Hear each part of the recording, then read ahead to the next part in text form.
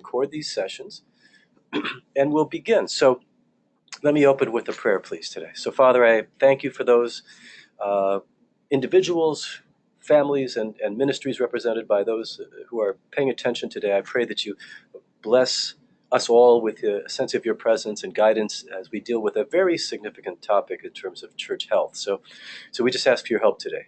Amen. I'm Dr. Paul VanValin. I'm a licensed clinical psychologist. I'm the founder of Eden Leaders Institute.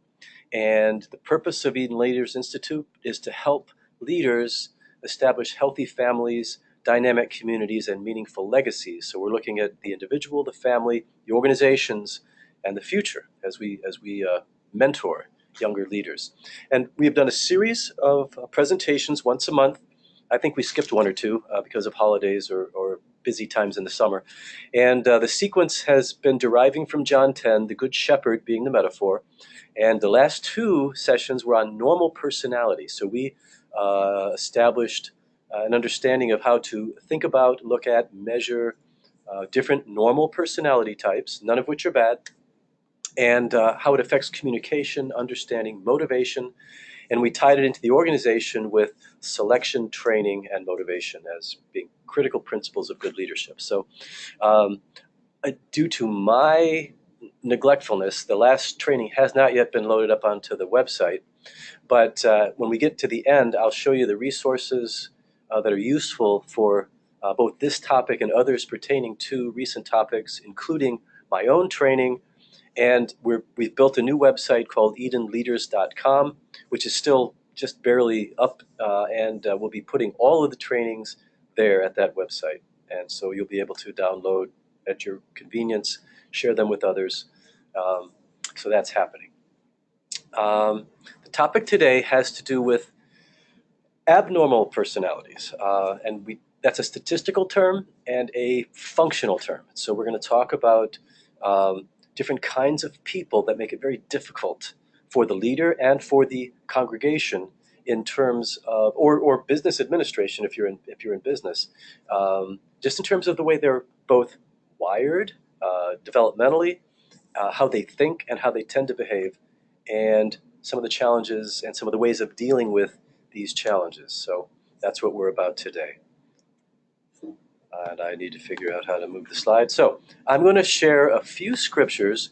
I'm a psychologist with a long generations of ministry behind me. So looking at Scripture, the truth from Scripture, the traditions of the Christian faith, and the science associated with understanding human behavior are what I do. So we're going to start just looking at Scripture and how some biblical terms that relate to negative influences from within and without the church. So these Roberts and Shepherds here in John 10.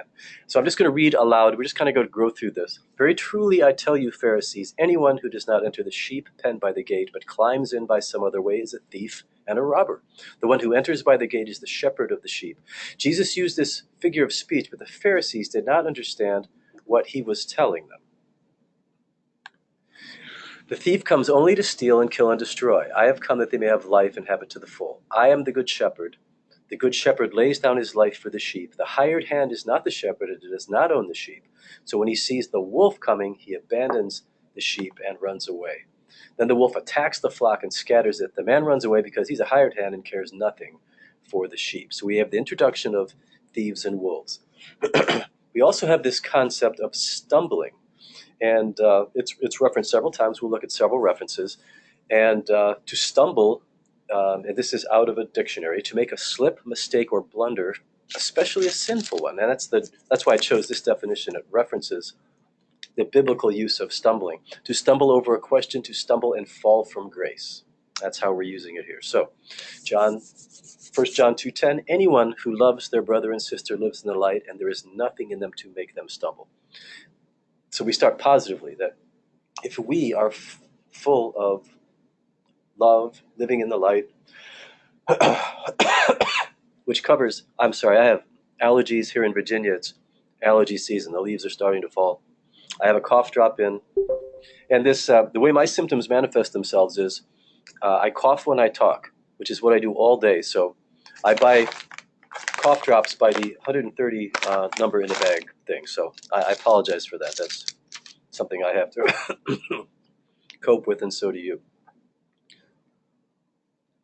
So loving our brothers and sisters while living in the light, living an enlightened life, not one that's driven by the flesh, which is the natural wiring, or by the subconscious or unmet needs or woundedness or whatever. There is nothing in those individuals to cause others to stumble. So that's a great, hopeful statement. But there are people who cause others to stumble and who stumble themselves. If anyone causes one of these little ones, which can be used metaphorically, he was talking about children, but I think it's a metaphor for any young, not fully developing human being. If anyone causes one of these little ones, those who believe in me, he's talking about, to stumble, it would be better for them to have a large millstone hung around their neck and to be drowned in the depths of the sea. Woe to the world because of the things that cause people to stumble. Such things must come. In other words, this is a statement to us. This isn't going to go away. This reality that there are people that cause others to stumble. But woe to the person through whom they come. And so we are going to be dealing with people who are woeful in this presentation today. It's referenced in Matthew 18:7. Woe to the world because of the things that cause people to stumble, but such things must come. But woe to the person through whom they come. And I don't know why I repeated that, but I did. And this text is repeated twice more, basically, in the New Testament. 2 Timothy. So we have Christ talking about these things. We have Paul talking about, using different terms, but some of these same things. But mark this: there will be terrible times in the last days. So the phrase here, people will be lovers of other than God. That's the point. Lovers of themselves, lovers of money, boastful, proud, and abusive. Disobedient to their parents, ungrateful, unholy, without love, unforgiving, slanderous, without self-control, brutal, not lovers of the good, treacherous, rash, conceited, lovers of pleasure rather than lovers of God, having a form of godliness but denying its power. So they can look like godly people, have nothing to do with such people. So you're going to see how this text in particular, I'm going to back up a little bit, directly relates to action that sometimes has to be taken with people who are unwilling or unable to function in a loving fashion within the body of the church. So these phrases really, you'll see parallel when I give you diagnostic criterion for people who science calls different than others. Lovers of themselves. We're going to talk about the narcissist. Lovers of money, boastful, proud, abusive. Also characteristics of narcissists and or antisocial personalities, disobedient to their parents, ungrateful, unholy. You'll see how these phrases fit certain kinds of people, certain personalities. So they are the kind who worm their way into homes, and now we get specific as to problems they can cause, and gain control over gullible women who are loaded down with sins and swayed by all kinds of evil desires. So this is a particularly common problem because it's listed specifically. And those are relational problems between, in this case, it would be mostly men who are seen as the influencers of women who are vulnerable. Always learning but never able to come to knowledge of the truth. Just as Jannes and Jambres opposed Moses, so also these teachers, now see, he's referencing leaders now. So he's throwing in some leader people. They are men of depraved minds who, as far as the faith is concerned, are rejected. But they will not get very far because, as in the case of those men, their folly will be clear to everyone. And what we want to come from this discussion is the ability to identify those individuals who need to be seen as either foolish or potentially even bordering into the side of being evil in their intent. So these are the categories, biblical terminology: thieves and wolves, those who cause stumbling, terrible people who are depraved and cause great harm. These are some of the biblical terms. So what are they in terms of contemporary terms, in terms of terms you may see, in the news, in the newspaper, if you choose to research online, and so forth. So it's a term not unique to me: predators. People who have developed the ability to find those, in biblical terms, gullible people, not just women. Our society is different now; it's broadened out. Predators can be women, and so these are people who tend to gain a position of manipulation. They are seeking to pursue their own interests at the cost of others, and an abuse may be a form of that expression. Um, but unfortunately, it often is in a sexual way, uh, bribery, distortion, monetary way kind of things. And given given what I do and how long I've been doing it and the relationships I have with churches and leaders, I've seen and heard and experienced and been involved with some stories that are really, really bad, really bad. And I'm going to share some of them with you. They will, none of them will contain any reference to anyone who exists in my local community now, highly unlikely to be identified. Um, but for example, predators can exist in the leadership of the church, and one of the things we have to overcome is our own denial, our own ability to not see evidence that bad things are happening, and so unfortunately, in our community, and actually, this one you may recognize if you live in our area because it was so newsworthy. Several years ago, we had a local pastor who was arrested because of engagement with inappropriate activity with minors, and he was a pastor. And in fact, his history, this particular individual's history, was years as a youth leader, and the community was shocked and horrified to learn that the behavior that he had manifest had been for a number of years, involving many, unfortunately, many young people. So, um, so that's an example of someone who used position to meet selfish need and violated individuals, causing nothing is irreparable. But I'm using the term just to illustrate the magnitude of the problem it causes in the life when there is leadership abuse. So, but it's also can be women, and the case I'm thinking of occurred a number of years ago, where a woman on staff, a large church, multi-staff church, and we don't know the specifics, but something inappropriate developed with one of the other staff members, resulting in people leaving position, including this woman. But what sometimes happens, because we're a large, pluralistic society, you can go different places. You can. My understanding was she was rehired, and the reason I call it predator, the story as best I could learn, uh, was she was the initiator, and then later we learned there was a history of this kind of initiation, and yet when she was hired, and she was very competent in her role on the job.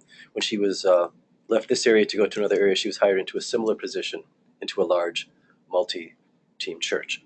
And so failure to ask questions, failure to check references.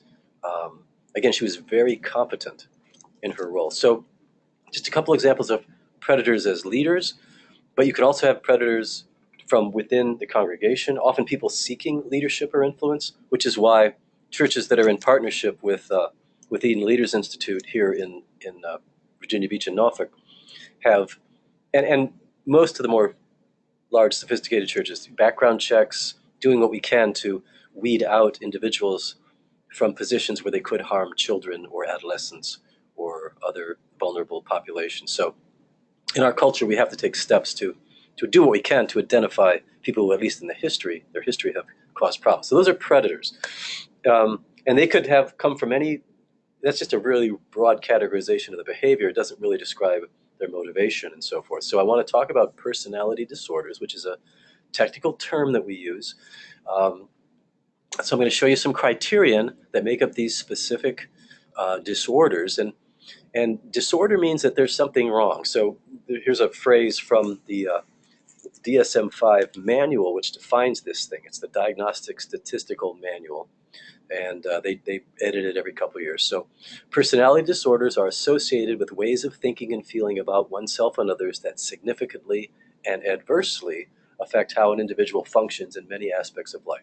These are chronic situations. They have to have gone on for at least 2 years. The nature of the diagnosis suggests that it's lifelong, very difficult to change, and you'll see why as I go into this, and causing problems in multiple arenas of life.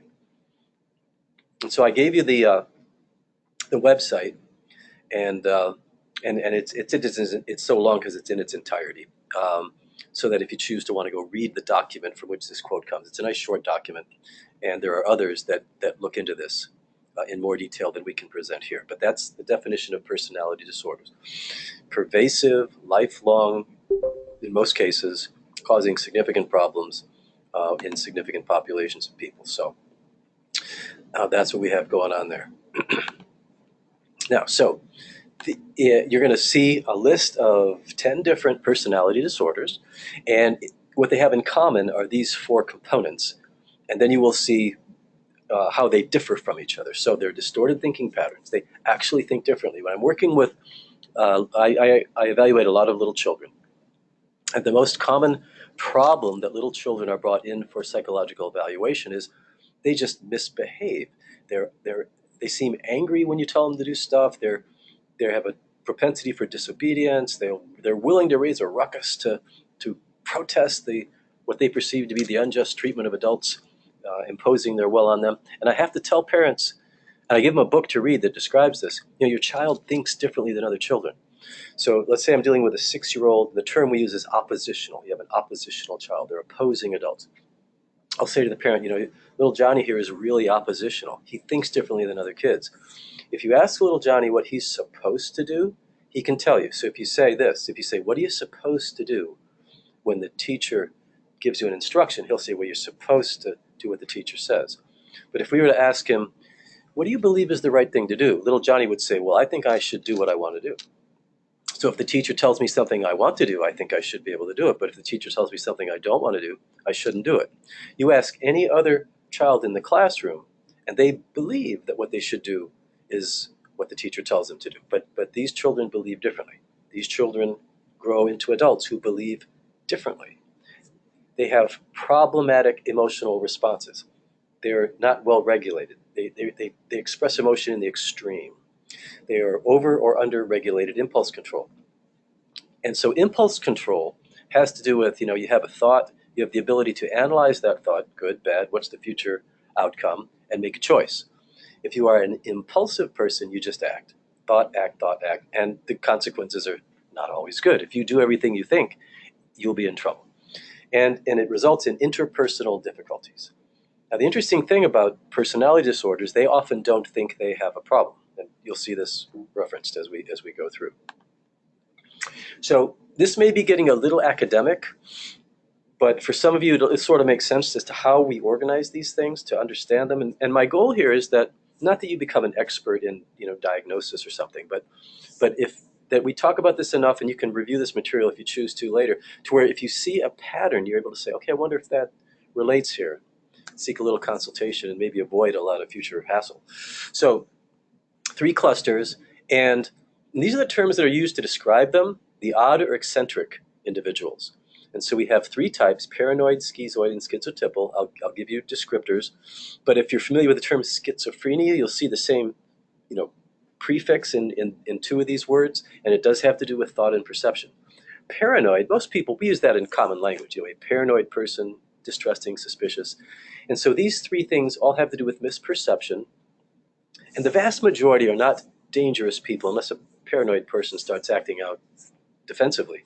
But they are definitely odd. They don't fit in. In fact, now the schizoid personality also may have an autistic diagnosis as well, fit on the autism spectrum. So cluster A, odd, eccentric. Cluster B, dramatic, emotional, and erratic. Big emotions, not always lined up with what other people say are reasonable responses. Very difficult to control, very impulsive. Here you have the borderline personality disorder, the narcissistic, and that's a word that we're hearing a lot about with our social media culture. Narcissistic, histrionic, and antisocial.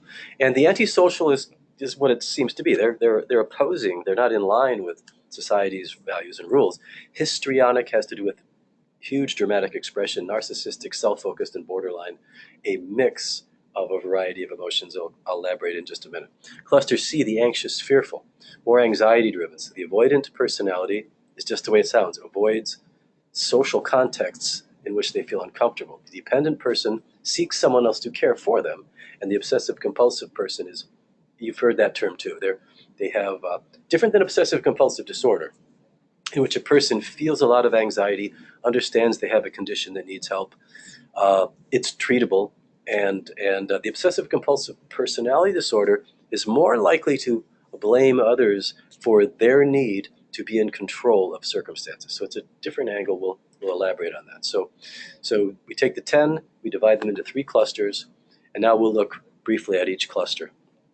So paranoid, suspicious, distrustful. And here's where it affects a congregation. They cannot forgive. They'll be very accusatory, very, very demanding. And just when you interact with them, it's like their thinking's not right, and you can't get it right. You know, you try to rationalize with them, they just don't get it. They perceive, harm. You don't really care for me. You planned this and that. And fortunately, these are not that common. So if you could go your whole career and maybe not come across somebody, but they really stand out if you do have someone like this within your sphere of influence. The schizoid is more of a loner, more aloof, not a lot of emotion. They seem kind of flat, kind of keep to themselves. They may choose a career path of computer stuff, more things related, not people, engineering. And so all of these personality types may be intelligent people. They may have great gifts and talents. But in the social world, there are some significant problems. Schizotypal actually has sensory perceptual problems. They will actually not see things right, hear things right. They may have some minor hallucination kind of experiences. And genetically, research shows a link genetically with previous generations who have schizophrenia. So it's that kind of thing where their brains just don't process things the same. Again, they kind of appear odd, different. They don't process social cues right. And some of them also now fall on the autism spectrum to continue. So we move from the kind of odd eccentric to the dramatic emotional erratic. The antisocial personality often goes to prison. There are many, many clever people, and they can kind of move their impulses into like legal means. They could be salespeople, but they're likely to be kind of unscrupulous. They can become managers, and they're likely to be manipulative. I had a friend. This is my first exposure to this, at least that comes to mind. I was in graduate school, and my world had been pretty sheltered. I grew up in a middle class environment in an area where there weren't a lot of gangs, there wasn't a lot of really significant danger, and got into graduate school, and there was a fellow student who had a good friend, and the good friend said, "Now you need to watch Bill. He'll steal from you." I said, "What? Oh yeah, don't be leaving your wallet lying around." And I said, "So how does that work? I mean, you're his friend." "Oh yeah, I'm his friend, and I don't leave my wallet lying around." And so this this really hit me that, okay, here's somebody, a known thief, in a graduate program, going to work with people. So I couldn't quite put it all together, but his friend just accepted it, protected himself, and enjoyed other aspects of his relationship with his friend. So that's an antisocial personality who thus far had been able to proceed, and so apparently he had never been arrested or gone to jail or something like that. So that's antisocial. Histrionic is just very dramatic, very attention-seeking. They seek to be the center of attention and will exhort to negative ways to get it. And so they will. The way they're disruptive in a congregation is just how much time and attention they will seek and can elicit through very dramatic means: complaints, fainting, aches and pains, and they really lack insight into a psychological motive for their various experiences. The narcissistic person I wanted to talk about a bit.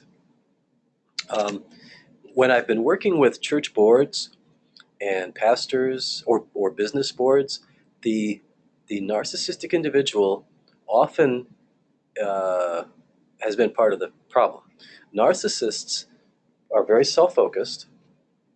They believe that they are right, and they believe that other people should see that they are right, and they believe that other people should want to serve them. It's an interesting mix. Everybody has a slight tendency toward that in the basic nature of mankind, and that we want to be God. That's a basic struggle that all the way back to Adam and Eve. But the narcissistic personality is out there with this. And so I have a relative that was a clear narcissist. He initially was very, when you first met him, engaging, funny, entertaining, but after being with him a while, you began to realize it's always about him. These stories are always about him. They start getting repetitive. He's always presenting, and he was a talented, brilliant individual, so he did have accomplishments and so on. But over the years, you kept hearing, and you realized he's all about him. That's what he's about. And you begin looking at the relationships he had with others, and the criticalness he had of others, and lack of empathy, and you realize this person's narcissistic. And he both did great things. He was a pastor, this person I'm talking about, but he also hurt some people pretty badly as he selfishly pursued his own gain. So the narcissist, the way that they think is they really believe that everything should be about them, but they manifest it very differently in the histrionic. They don't dramatically seize the moment with complaints, dramatic expressions of emotion. They just demand things, and they don't mind hurting other people to get their needs met. And so, you've heard us talk about, not us, me, but social media and how we have a narcissistic culture and people are all about themselves. I think we're going to see an increase in narcissistic personality disorder. And these people really have difficulty with empathy. They really don't feel it. And so intervening with them, there are some things we can do to help people develop empathy if they want to, but that's a real problem. They don't really want to. And so if you have a board of or some group of leaders and you have a person who's narcissistic, it's really difficult to get them to follow the mission or the vision in the way others do. They will have their own ideas. This is a true story. It was a church of about 350, a decent sized church in a rural area in one of the central states, and an individual just got it into his head that the church should have particular signage. And it just was some simple thing he thought, had to do with some evangelistic slogan that he'd concocted. And he just believed that's what they should do. And for 2 years, he campaigned and became a real thorn in the side of the pastor until he finally left. And he left angrily and bitterly, saying things that were mean and nasty about how this church really didn't love the lost and so on, all out of his narcissism. He had an idea, therefore it should happen. You should do what I tell you. And it really caused a lot of grief until he left, and then that actually helped the situation. Borderline personality disorders. I don't use this term because it's almost in my field derogatory. I mean, the others all sound judgmental too, but this one in particular, for decades, it wasn't believed to be treatable or responsive to any form of treatment. And the intensity of the moods and the intensity of the behaviors with frequent self-harm, suicidal gestures. This is the kind of situation where you may know somebody that's dated someone like this, and the threat of abandonment creates these really dramatic gestures. So you'll hear a person say, "I want to break up, but I'm afraid to leave." They just say he says he'll kill himself if I leave, and so it is perceived as very manipulative, very controlling through intense things. They tend to see things in black and white, and they can switch. So there's this concept that they can idealize and vilify the same person in the same day, depending on circumstances. So this love-hate phenomenon is on steroids. We're just really magnified with these folks. So this is cluster B. Cluster C, the anxious, fearful. Avoidants are not going to cause you much trouble. They're just not going to take much attention at all. They're just anxious. They're kind of the we use metaphors like shrinking violet, wallflower. They're just kind of there. They are experiencing a lot of discomfort. They need help and encouragement, and they can respond to some treatment. Learning to be assertive, learning to express their feelings, learning to trust that others will not reject them. So there's some help for them, and they're actually not going to cause you much problem. Nor will the dependents accept if one latches onto you and wants all of your time and attention. And they're not particularly manipulative. They're just needy. And so they have difficulty making decisions. They'll be always seeking your advice. You may actually feel sort of honored or something positive that someone looks up to you so much. And so this is one of those situations the leader has to realize this isn't going to change, and I really can't afford to be a parent figure. And then we work to find other ways to meet their needs. But they're really not that much trouble if you identify this and you can kind of set some boundaries. The obsessive compulsive personality disorder can also be problematic. They tend to think that they're really rigid with rules, and so they they tend to love backgrounds like I had. I come from a holiness tradition, lots of defining do's and don'ts. These would be the kind of typical Pharisaical kinds of people, just loving the rules, but lording over others, being very judgmental, lacking empathy. And so, like to have a spouse who is obsessive compulsive disorder, I'm contrasting these two. You're dealing with someone who's anxious, who's miserable. You want to help them. You want to help them get over this. But if they are a obsessive compulsive personality, they're likely to be angry and demanding.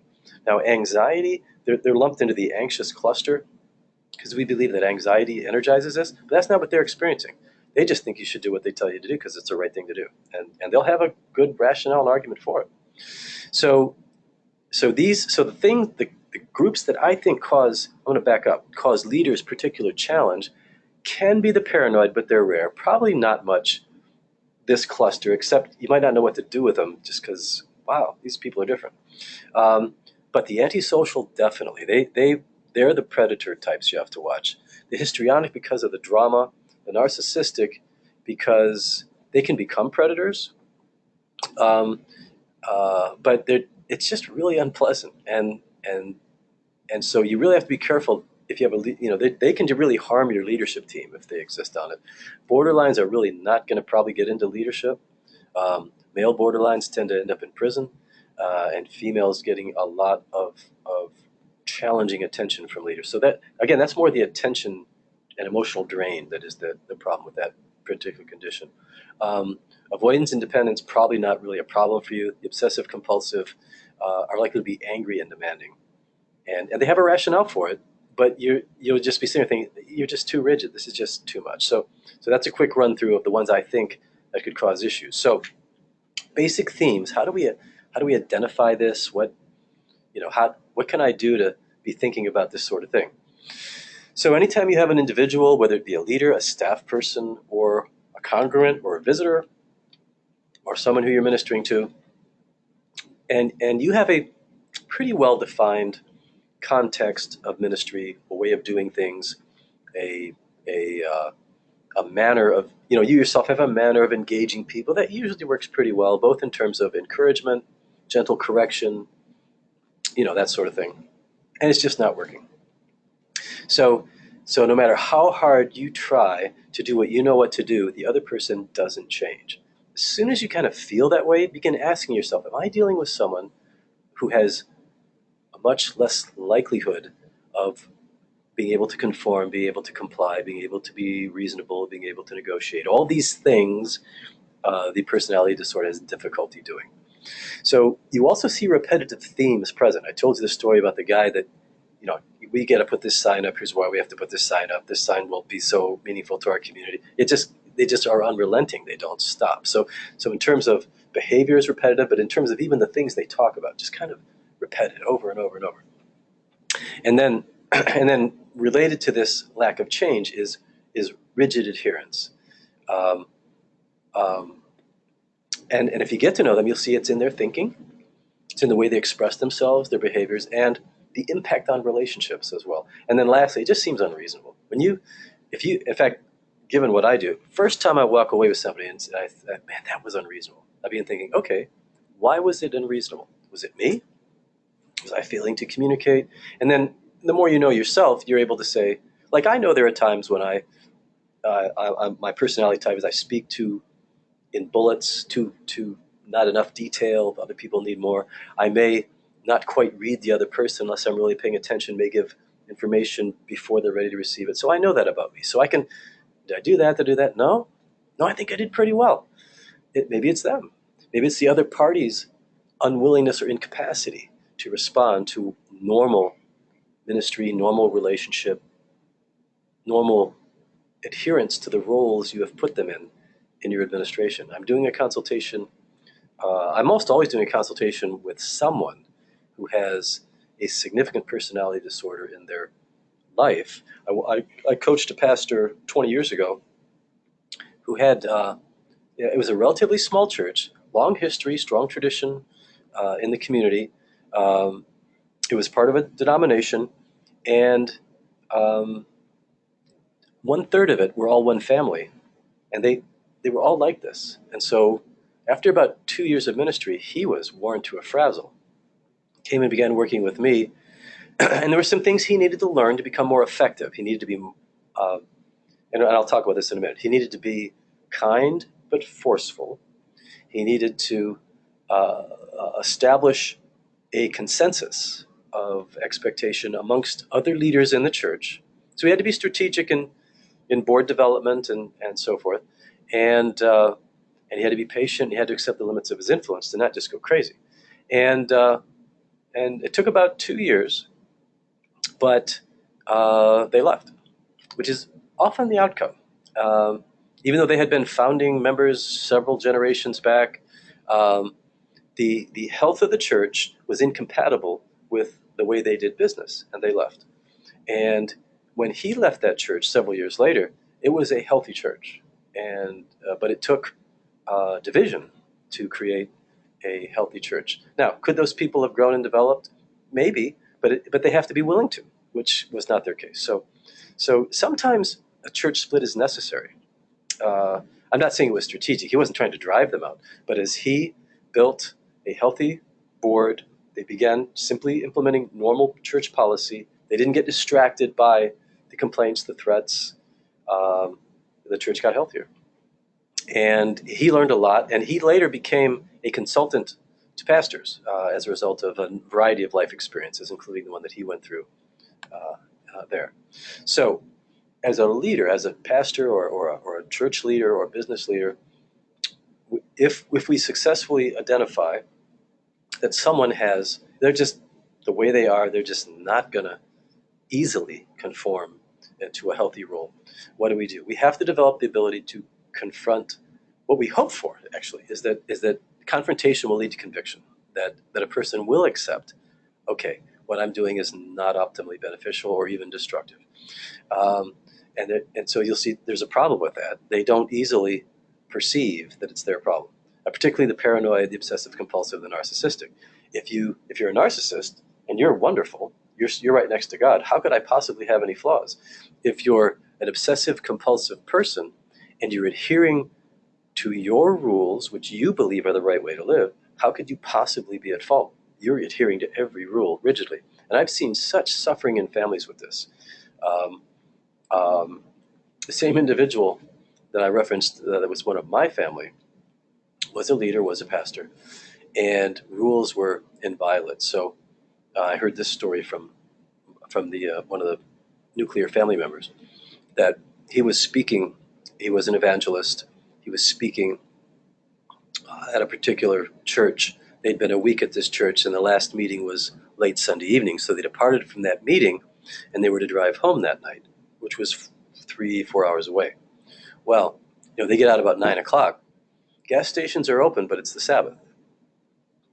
I don't mean to offend anybody. You may have done the same thing, but I thought it was unreasonable. He had small children in the car. So the wife and the 3 sons, all of whom were under the age of 15, sat in the vehicle at the gas station until midnight. And then they pumped gas and they went on down their way. So uh, I would say that adherence to the law in that case was unkind. And that is the memory of some of the family, 2 of whom became pastors. But those memories were not positive, growing up as children. So we hope that confrontation, gentle confrontation, telling the truth would lead to conviction. It often does not. So we hope also it would bring not only to conviction, but to repentance, so they would turn from, change the way they think and believe. Again, the rigidity makes it difficult, and we would ultimately then hope for character change, which is possible. But more common is redirection, which I'll talk about in a few minutes. It's more likely that you can, or God can, with your involvement, redirect somebody than actually change them. And if they decide to change, they need constant feedback. So I've had men, mostly men, come to me, women too, I give them to Becky these days. So men come to me and they've learned they're smart. And I don't have sufficient empathy, and it's harming my family. Now these people have experienced enough suffering to be willing to admit, and they value their family. They really do. They value their family. They value their role in the church, and they realize that their way of doing things hurts people. So we go through some pretty significant work. It's often a couple of years, and it isn't so much that they have to learn their way of processing empathy. You know, you've heard me say as we were talking personality, I'm a thinker, less a feeler, and so I process other people's emotions through a thinking, an analytical thinking process. Sometimes feeling myself, whereas my wife Becky, who is a feeler, feels with the person. Just different ways of doing it, and everybody can improve in any particular skill, including empathy, but you have to figure out their way to do it. So the highly motivated person will be convicted, usually not after the first confrontation, usually after, like most of the people I've worked with, it's either losing a lot or the threat of losing a lot, often family, position, sometimes employment. And it's a process to bring them to change. Now now I'm a mental health provider, so my role is like providing the therapy and stuff like that. The role of the church leader is providing support. And this is, I love what we do because we have such a relationship with churches, so we can work together strategizing what kinds of experiences could be really healing and growth promoting. And where should a person be given responsibility, where should they not? Many people really, to change, need to step out of any leadership role for a season, because they keep lapsing into their old ways of doing things. So there's just a variety of things that can come into play to help people who are motivated grow and develop. But statistically, the number of people motivated to change is very low, very low. Just statistically, not speaking outside of what God could do. So if you are a leader and you feel that you have or are or might deal with someone who thinks differently than other people, behaves differently than other people, doesn't seem to want to respond to normal correction, normal direction, you have to make sure you don't stand alone. When most of the early, a while back, it was usually pastors who they just were not connected in a social way to where they were getting enough help with their own thoughts and feelings. So they were feeling kind of incompetent, actually, to deal with some of this stuff. So when you begin identifying this, and you're a senior leader, you utilize your team. You talk about these things, not in a gossip way. Good boundaries, but we have to talk about this person, this family, these circumstances. And so you have church policy, or if you're a business leader, you have handbooks, you have corporate, and so you just make sure you follow it. And here's what happens: the emotional appeal, or the demandingness, is so intense that we begin to make exceptions for them. And the more you do that, the more you make exceptions, the worse it gets. It's like they'll fill as much space as you give them. So this, what is our church policy? We get together, whatever your leadership consists of, elders, deacons, board members, if you have outside authority to bring in, and you talk about it. What do we have? How do we do this? So nobody stands alone. The greatest buffer against the negative effects of stress is social support. It's not standing alone. By the way, Mirabella came. Thank you. You'll see a chat button, and now that Mirabella is here, she can monitor questions. If you have a question or comment you want to address during this session, you can use your chat button and put it in there. So don't stand alone, and follow church policy and discipline. Do not make exceptions, or as little as possible. This is a place where you see. The thing is, certain individuals are so sensitive to injustice, their perception of injustice, that when you think you're helping by treating them differently, it'll blow up. It'll come right and backfire. It'll be a real problem. So when you're able to say, this is how we handle this situation, and you do it, then we have some people who are very litigious. They'll sue, and as long as you're following church policy, and also documenting that you are, and the collective of leadership is on board, you've sought whatever outside consultation you need to, you'll be fine. You'll be absolutely fine. So the other thing is, along the lines of don't stand alone, know what your policies are, implement them, is firmness. And what I teach everybody is, when other parties, someone is coming to me, they're getting excited, the timbre is rising, They're getting louder, they're getting faster. We go lower and slower. And, and so there's a calm confidence that is presented while you respond to the emotional onslaught or the argumentative onslaught or whatever it is. So when they go faster and higher, we go lower and slower. I literally lower my voice. I slow down the pace of my speaking. And it's not to be menacing. It's actually to be calming. And it's just, so it's the opposite. And there's a technique called broken record where you repeat the same thing. So someone is being unreasonable and you say, this is our policy. This is what we expect. They come back with another argument. And so it's actually, when you realize that what is I'm describing is happening, fewer words, the same words, unemotional, calm presentation of the facts, broken record. So I need you to, and so I do this in the conversation, I will. So this happens to me every now and then. I get a phone call, I pick it up. There's an angry somebody on the other side. They're just yelling into the phone. And I will go lower and slower and I'll say, I need you to slow down. They're very specific. So you're using, I think it's another slide I've got, you're using descriptive language, not judgmental. So I don't say back, you're being a jerk, knock it off. It's you're speaking too loud, you're speaking too fast, and I perceive that we're not going to get anywhere like this. So what I would like you to do is lower your tone, slow down, stop cursing, and we can continue this conversation. 3 out of 4 times they don't change. So they keep doing what they're doing. I will repeat it. Broken record, same thing. I need you to slow down. I need you to talk softer. I need you to stop cursing, or I'm going to end this conversation. The third time, so it's 3 strikes and you're out. The third time, you have not lowered your voice. You have not stopped cursing. You have not slowed down your rate of speech. I'm going to end this conversation. When you can talk to me and you lower your voice, you slow down, and you don't curse, we can continue this conversation. I'm hanging up now. Click. So it is being kind, it is being truthful. I'm describing what's happening, I'm stating what needs to happen, I am calm, I'm confident. I've done this a lot. But then I follow through. This is what I'm going to do. Click. I have, as I said, I've probably ended 75% of the conversations from people who, in my opinion, are being unreasonable, treating me disrespectfully, acting in a manner that is actually disrespecting them. So I don't want them to behave in ways that they should be ashamed of. And so I do what I can to limit the duration and the frequency and the intensity of those conversations. I do what I can do. I'm not responsible for them. And that's a mentality that we have to develop. I'm not responsible for the misbehavior of others as long as I'm behaving myself. So don't stand alone. Follow church policy and discipline.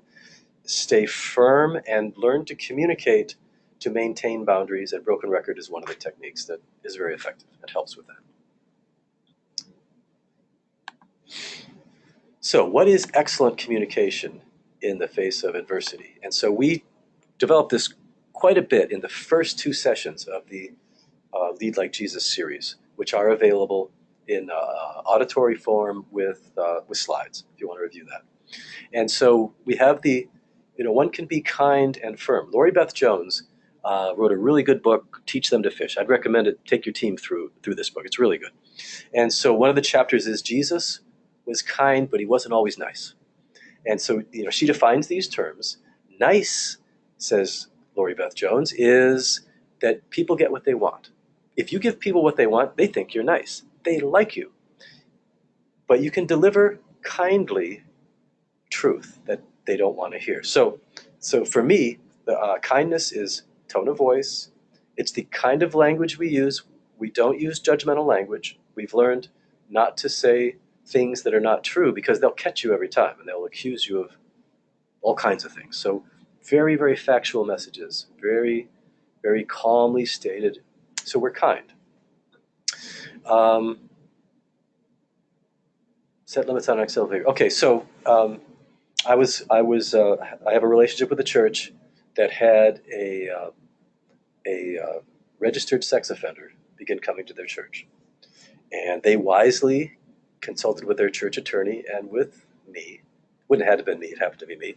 And so it was pretty easy to put together policy so that they could be in fellowship with someone who was a known sex offender, and I believe who claimed innocence. So this was another thing. So there are times when people will come to you as a Christian leader and expect you to treat them different because you're a Christian, as if you will treat me justly when all the world has treated me unjustly. So it's not our job to figure out, was this person guilty or not? The state had found him guilty. He was a registered sex offender. His accusation had to do with minors. So the dilemma was, how can somebody be in fellowship and deal with minors? And so they came up with a reasonable plan. This individual would not be on church property, except under certain circumstances.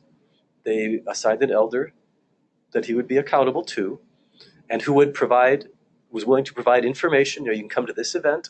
There will be no children, and the services were all online, so he could participate, and he could participate in an adult small group which would meet weekly. So he could have weekly fellowship, weekly teaching, periodic presence on site. Well, it wouldn't be very often, and he could be a participant in the church. And as you can suspect, he refused. He accused them of not being merciful, not being gracious, not being Christian. And so their problem was solved because he went away. It's not their job to keep him or to change him. It's their job to give him an opportunity. This is an important thought. I give you an opportunity to grow, an opportunity to fellowship, an opportunity to learn. You don't have to take it. And so the person leaves. Accept the limits of your influence, which I kind of talked about just now. Not only can't you keep everybody happy, you shouldn't keep everybody happy, because what makes some people happy is bad. And so we have to accept that sometimes people will be unhappy with you. We have to keep our role in place as shepherds. The safety of the flock is very important, as in the story of the convicted sex offender.